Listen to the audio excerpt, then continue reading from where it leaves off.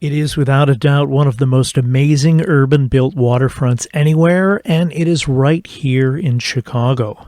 In their book Lakefront, Public Trust and Private Rights in Chicago, authors Joseph D. Kearney and Thomas W. Merrill do a deep dive into how this wonderful area along Lake Michigan came about.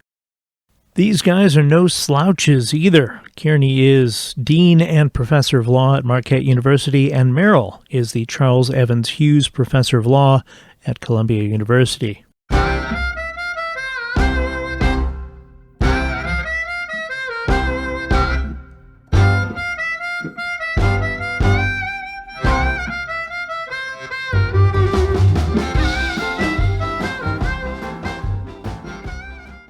Gentlemen, welcome. Thank you. Good afternoon. So give me a little bit of a little history of your time in Chicago, each of you. We'll start with Joseph today. Thank you. Very glad to be here. I am a native of the South Side, and after high school, went away for college and law school, but came back to practice law in downtown Chicago for a number of years, where I had the great good fortune to run into Tom and latch myself to him before I moved up here to Milwaukee. Now, you mentioned, before we get to Tom, you mentioned you grew up in the South Side, South suburbs. What neighborhood was that? The far south side of the city, Beverly, about 103rd and Western. Okay, great. Fantastic. And Mr. Merrill, you? I grew up in Iowa, but I found myself in Chicago when I started law school at the University of Chicago Law School, and ended up practicing law in Chicago and working, teaching at Northwestern for 22 years after I graduated from law school and finished clerking and so forth. So I spent a fair amount of my career in Chicago. I lived in Evanston on the north side, and while in law school, commuted down Lakeshore Drive to the University of Chicago. So that's when I first became interested in the lakefront. And then when I started teaching at Northwestern campus of courses in the city, I continued to drive up and down Lakeshore Drive. So that's really the root of my fascination with the Chicago lakefront, I think. Now, I noticed that in the book and in the op-ed piece in the Chicago Tribune, you guys are usually listed as Kearney and Merrill, like Lennon and McCartney, Simon and Garfunkel, Leopold and Loeb. Is that just based on alphabetical, or how did you guys settle on who gets top billing? It's entirely alphabetical. If one were to estimate the relative contributions in the project, including its very origins, let's just say that it might not be to my advantage. Do recall, though, that once John Lennon died, Paul McCartney, if I recall the matter correctly, reordered the credits of some of the songs so that they became McCartney and Lennon. I'm not saying that you're going to try to do that with this book at some point in the very, very distant future, but I think Tom Merrill needs to worry about that. I got to watch my back here, yes. I like the fact that I slipped in Leopold and Loeb and neither of you blinked. So I think that's pretty great. Well, for me, growing up on the far south side of Chicago in the 1970s and the like, Hyde Park was as much associated with the recollection of that in people's minds as anything else. It was only when I came upon people such as Tom that I learned more. Oh, it's very nice. So without the notes and indexes, your book, Lakefront, Public Trust and Private Rights in Chicago, comes in at over 300 pages, not a small endeavor. Now, I know a little bit about Thomas's interest in the lakefront. Joseph, how did you get involved in this project? How did this all come about? So I invited myself into the project. It's really not too much to say. I had been an associate at Sidley and Austin in Chicago, and Tom was of counsel there, already a well-established professor with a chair at Northwestern. And so when I went into academia myself at Marquette, I persuaded him to write an article with me for sort of my first foray into the world of academic publishing. And in the fall of '97, I was in his office at Northwestern, having taken the train down from Milwaukee, asked him whether he had ever considered writing a book. He proceeded to tell me about this book that he had sort of been envisioning for the previous 23 years since taking Professor Allison Dunham's property class as a first-year law student at the University of Chicago. And the afternoon wasn't over before I had invited myself in and confirmed that we would maintain what we were projecting for the article, which is to say alphabetical order in any credits.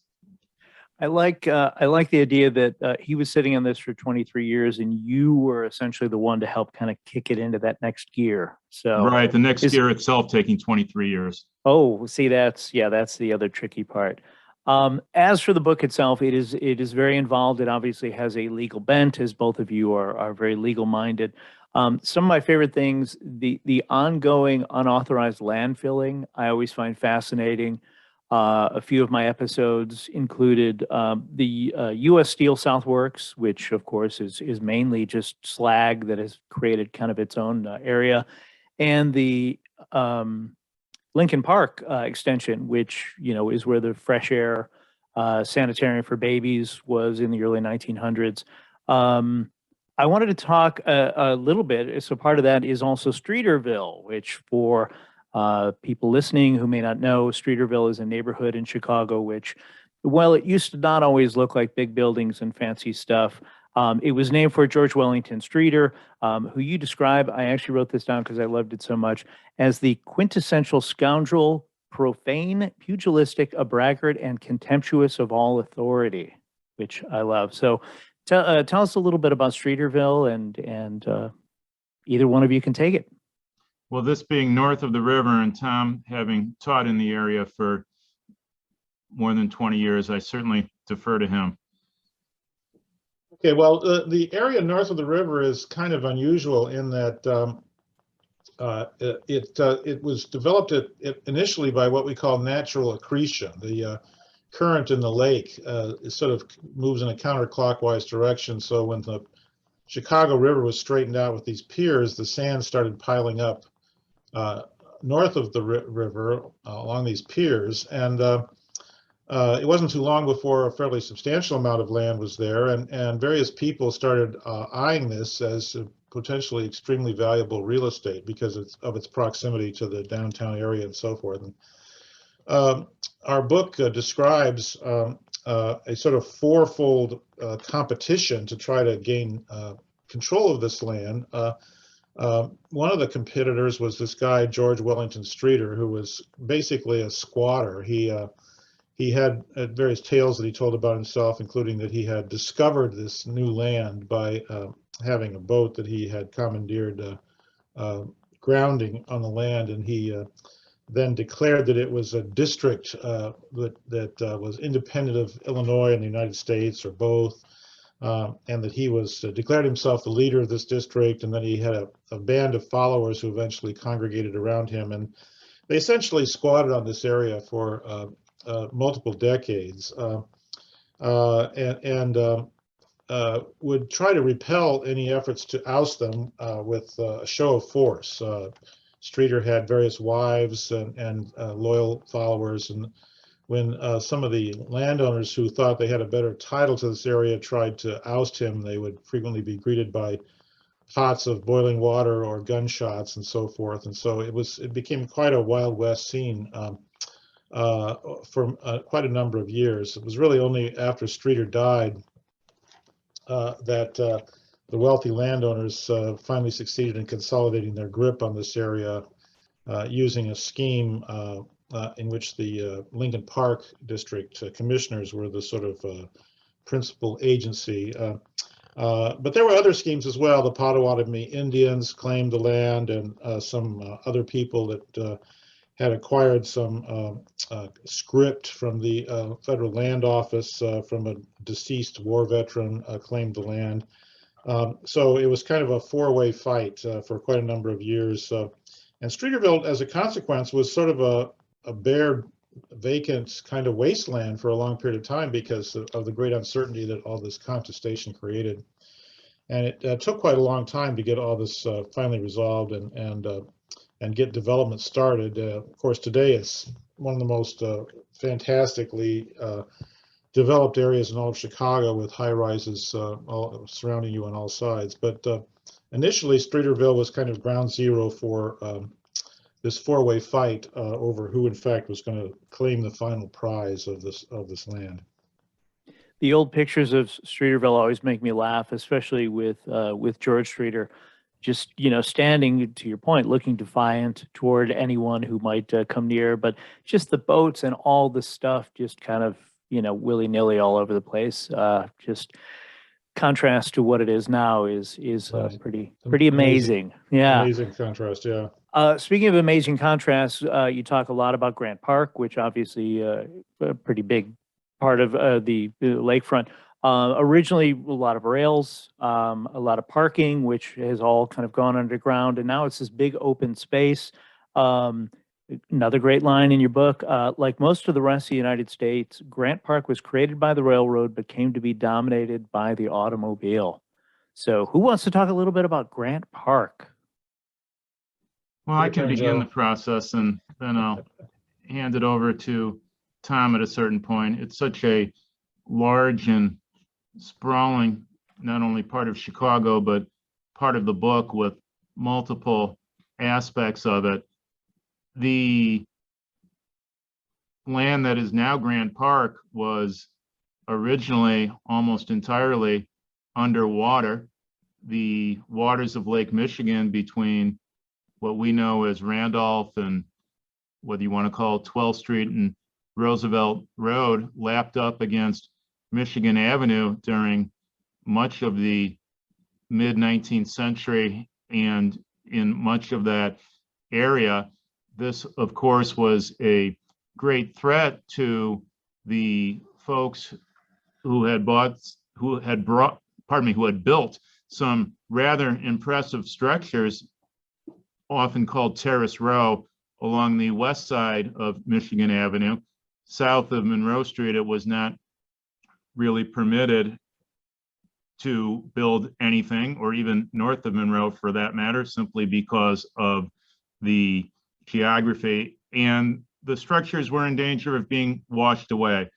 And the deal was that the Illinois Central Railroad would be permitted to enter Chicago, coming in via the then southern boundary at 22nd Street on land, but very quickly then, as the lake receded to the west as one went north, it would be built over water, certainly between 12th Street and Randolph, and the city would get a breakwater out of the deal, which would stop the erosion to the extent that it was being experienced.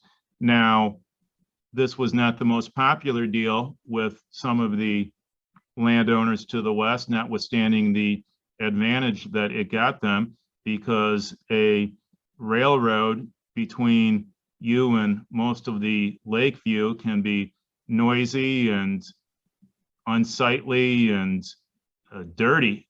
And so there began this, it's not too much to say, decades-long struggle that involved the railroad and landowners to the west. And to an extent, this got bound up in what we call in the book, because it's what the law knows as the public dedication doctrine, having to do with various restrictions that appeared on various maps that protected the land that was eventually filled in between Michigan Avenue and the breakwater. And it became a struggle that really lasted well into the 20th century as to whether this land would get developed, with interesting personalities such as Montgomery Ward along the way. So that is scarcely an organized presentation of the matter, but that's why we have Tom. Tom will pick up some aspect of this that he finds legally relevant, and he'll take us forward. Well, it's just to continue this story. I mean, much of our book really is about the struggles on the lakefront, conflicts on the lakefront, which we think were largely between rival factions of the Chicago elite. It was not entirely the case that it was, a fight amongst the elites, but it was largely a fight amongst the elites. And Grant Park is a perfect illustration of that, because once the area started being filled in the late 19th century, a great number of persons who were part of the Chicago elite, Marshall Field and so forth, and the authors of the Plan of Chicago, Burnham and Bennett, wanted to use Grant Park as a site for a whole series of monumental buildings, the Field Museum, a library, perhaps a city hall, and so forth. The owners on Michigan Avenue wanted to keep the park open so that they could preserve their views of the lake and live in peace and quiet. And so they had this long-standing fight using this public dedication doctrine, which, interestingly enough, Montgomery Ward, who funded much of this litigation, more or less consistently won these lawsuits. And in so doing, he kept Grant Park free of any buildings, which, of course, today we're quite grateful for, because it becomes this large open space right in the middle of the city, which is unusual. But it was nip and tuck for a while, and a large segment of the Chicago League, maybe most of the Chicago League, and all the big papers, the Chicago Tribune and so forth, were very much in favor of using this area as kind of a place for a collection of monumental buildings. The upshot of Ward's victories were that the museums and so forth had to all be located outside of the Grant Park perimeter. So that's why we have this museum campus in Chicago, south of 12th Street or Roosevelt Road, with the Adler Planetarium and the Aquarium and the Field Museum and so forth, all clustered down at that part of the city, which is quite a hefty walk from the center of the loop. Maybe if Marshall Field and his allies had prevailed, tourists would find it less tiresome to walk from the Art Institute, say, to the Field Museum. But the reason for that is the tenacity of Mr. Ward in fending off these plans for buildings in what is now Grant Park. I had read early on that his efforts to keep the buildings off of the area maybe weren't as noble as many think, that it was mainly just to keep his property obviously free of any buildings nearby, but also keep the value of his property up. So I don't know whether there was any truth to that, and I don't recall whether you guys talked about it in your book. But I did want to talk about, you guys talk about in the 1920s, the South Park Commission decided to restore the Fine Arts Building, which was one of the remaining buildings, I think the only remaining building from the 1893 World's Columbian Exposition. It was expensive. There was a taxpayer challenge, and in 1926, the Illinois Supreme Court rejected the claim, stating park purposes are not confined to a tract of land with trees, grass, and seats, but could also include museums, art galleries, botanical and zoological gardens, and many other purposes for the public benefit. That building, of course, now is known as the Museum of Science and Industry, which some people call MSI. There have been two big efforts to get new giant structures. One was the Lucas Museum, George Lucas's Star Wars thing, which I'm not surprised did not happen. The other is all the pushback on the Barack Obama Presidential Center. Would either of you like to tackle that? Sure. As previously, I'll get us going and then hand it over to Tom. I will say just here at the beginning, without diving into this, that the very story of what we know as the Museum of Science and Industries being down toward Jackson Park is itself fascinating and recounted in the book in a way and in a detail that had not previously been unearthed. The story of the Columbian Exposition being not on the downtown lakefront, but rather to the south, had a lot to do with the struggles between the railroad and the Michigan Avenue elites. With respect to the Lucas Museum, which fell victim to possibly the controversialness of the design, it was not going to be the sort of neoclassical structure that fit in neatly, if you will, along with the Field Museum in Soldier Field, but it really also reflected the vicissitudes or vagaries of how court cases unfold. The Friends of the Parks, with strong support from the Chicago Tribune, opposed the project, the civic group Friends of the Park, to the point of suing in federal court. And the basis for the challenge was the public trust doctrine. And the public trust doctrine and its saga is one of the great stories of the book, by which I mean it is in the book from beginning to the end, even in the title. So I certainly won't try to summarize it here, but I will say that from its 1892 origins in the Illinois Central case from the United States Supreme Court to the modern day, it certainly has evolved. The evolution has not been toward a greater form of certainty or clarity, and there is some vagueness in the Illinois Supreme Courts that has the last word, it would seem, as to the shape of the doctrine, as to what its contents are. And so a judge, as was the case with the Lucas Museum, who has a challenge to a project along the lakefront, has maybe even more than the ordinary discretion that a trial judge has in terms of how a case unfolds. It's possible that the city of Chicago was about to win the case in the Seventh Circuit when George Lucas in 2014, I want to say, finally wearied of the various delays and pulled the plug on the project that was going to be in his wife's hometown and instead took it to Los Angeles. So it's hard to trace out precisely why the Lucas Museum did not make it, whether it was the design, whether it was a faithful application of the doctrine, whether it was the docket management of the trial judge who was in no great hurry to resolve it. It was the more controversial as between it and the Obama Presidential Center. As you say, the Obama Presidential Center has generated its own controversy, but not notably opposition from Friends of the Parks. So Tom, let me hand over the OPC, as it were, to you.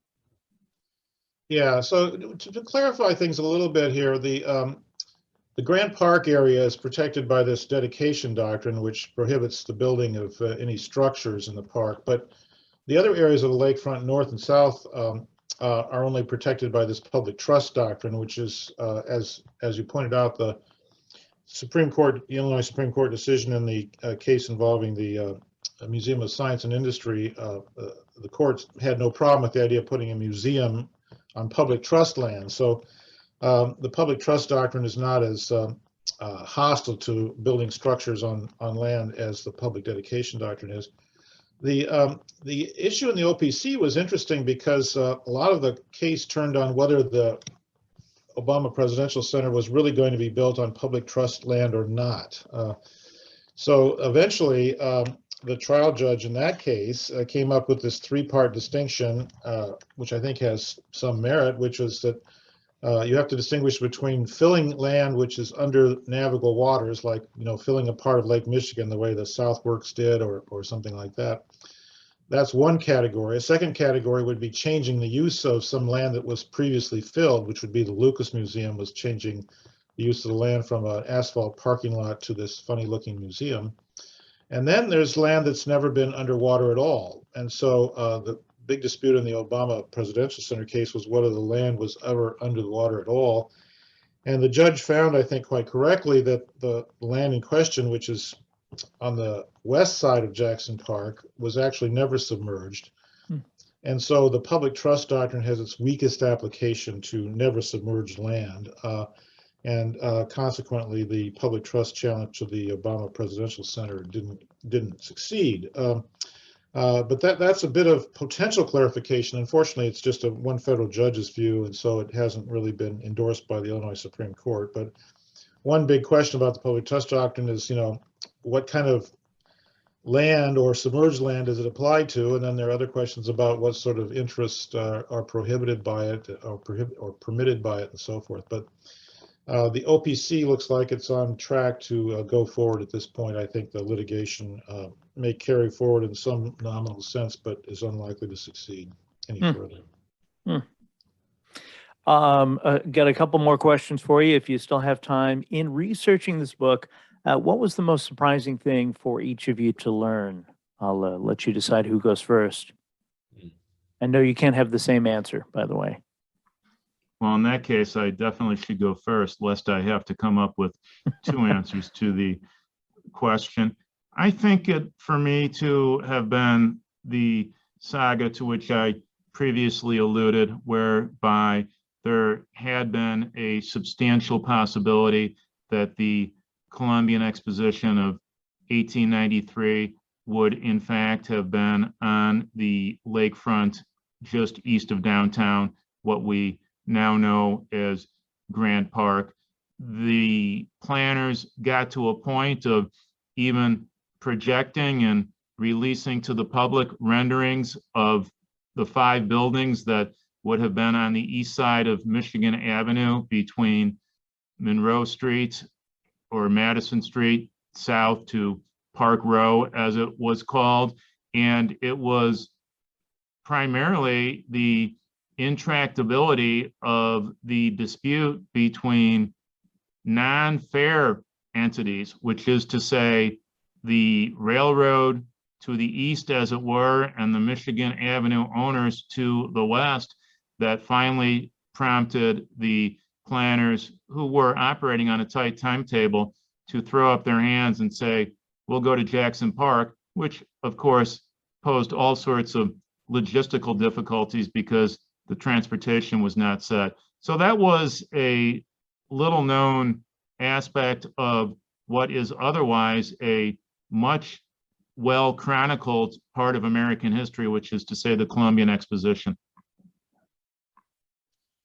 My initial fascination with the lakefront was largely driven by my feeling that it was a giant puzzle. I couldn't figure out exactly how all these controversies had been resolved the way they were. I think one sort of revelation for me rather early in the project was the dawning understanding that the understanding of who owns the bed of Lake Michigan changed by 180 degrees starting in the 1860s and then moving on toward the 1890s. And the original understanding was that anybody who was a riparian owner who owned land along the shore of the lake owned the bed of the lake. And then gradually the understanding changed to the idea that the state of Illinois owned the bed of the lake. And so that changed understanding really unlocked a lot of the mystery about what happened, because you could sort of see people made certain plans based on the understanding that the riparians owned the bed of the lake, and then that was upset once the understanding changed and it turned out that the state of Illinois owned the bed of the lake, and people started trying to finagle grants from the state of Illinois in order to do various things along the lakefront as opposed to just doing it on their own initiative.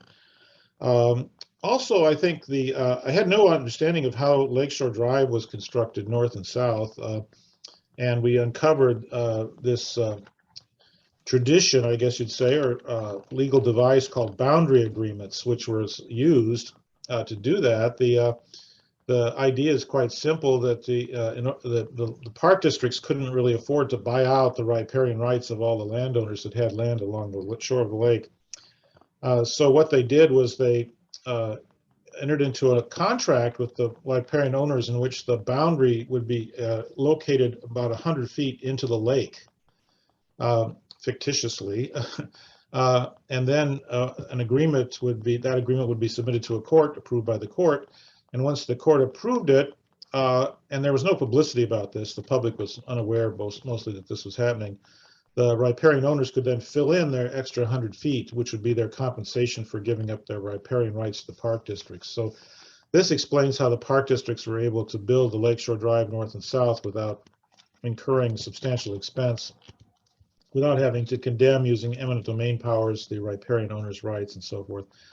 And that was quite a surprise to learn about that. And it also explains, as we detail in some of our one of our chapters, why the Lakeshore Drive stops at Hollywood in the north, why it never really got much beyond Jackson Park in the south, because the ability to negotiate these boundary agreements kind of ran out once other development prospects for riparian owners became too promising relative to the value of extra land. So that was to me a complete revelation. Sure.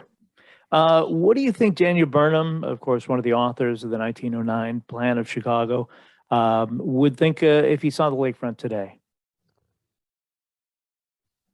No, I think he would have been largely quite pleased. I mean, I think his plan was not carried out, completely. Obviously, great plans like that almost never are. But his plan featured a very large park in the center of the city with, sort of yacht clubs centered along the lakefront with large docks on both sides, of which Navy Pier is one, the only existing version of this. And then strips of parkland up and down with, little boat harbors and so forth nestled in the parklands. So looking at Chicago from the east in the lake, it looks not terribly different from what Burnham, I think, envisioned. Some of the rest of his plan, of course, never really got completely realized, but I think, he would largely be, I think, quite gratified, even though I don't think his plan was sort of like some kind of blueprint that was followed by everybody, to carry out the plan. But, the way things unfolded, the lakefront in Chicago looks somewhat like what Burnham, I think, what he envisioned. Nice.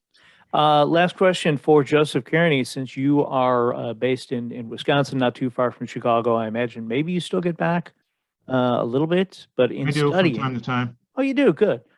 So in doing all this research and knowing the city as you do, if you had the power to make one change to the lakefront without a challenge that would last, say, 25 years, what would it be?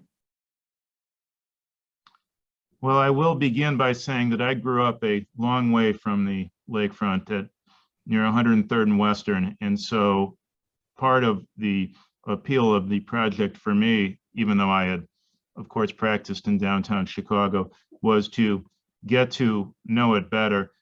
Tom and I have discussed this before, and so as so often in this project, to an extent, I'm leaning on him. But McCormick Center, to our minds, and I should not speak entirely for my co-author, so he can disagree here if he wants, is scarcely the, shall we say, most attractive part of the lakefront today.